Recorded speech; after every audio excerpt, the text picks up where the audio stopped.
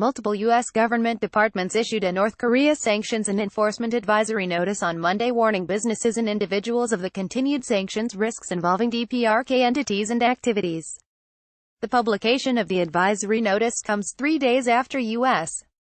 Secretary of State Mike Pompeo visited the UN Security Council (UNSC), where he called for the strict maintenance of sanctions against the DPRK amid current diplomatic engagement. The purpose of the advisory is to highlight sanctions evasions tactics used by North Korea that could expose businesses, including manufacturers, buyers, and service providers, to sanctions compliance risks under U.S.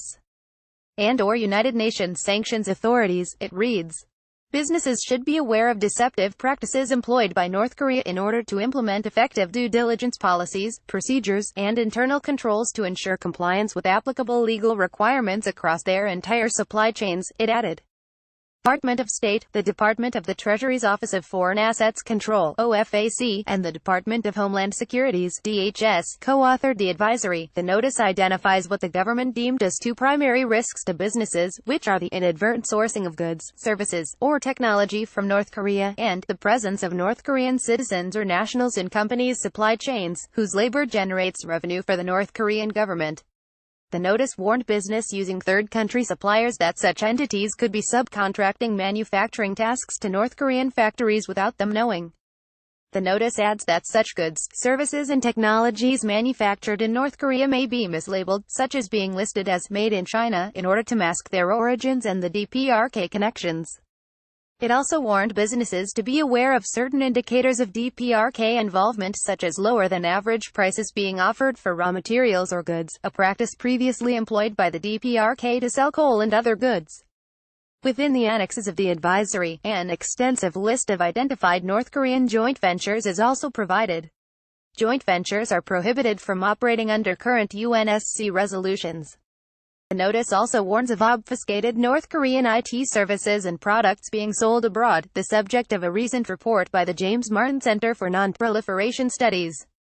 The risk of inadvertently using North Korean labor overseas is a major theme of the advisory, which identified DPRK involvement in sectors, including but not limited to apparel, construction, footwear manufacturing, hospitality, IT services, logging, medical, pharmaceuticals, restaurant, seafood processing, textiles, and shipbuilding.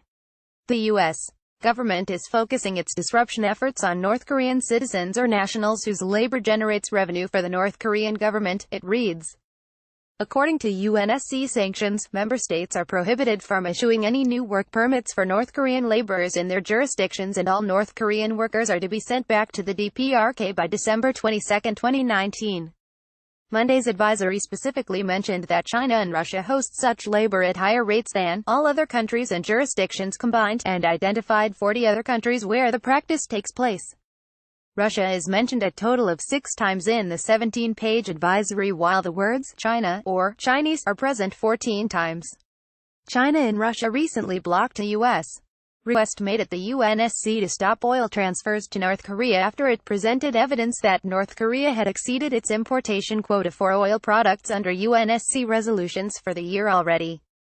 While the advisory covers aspects of both UNSC and U.S. sanctions, the notice specifically warns of penalties to persons violating OFAC measures. Specifically, persons who violate U.S.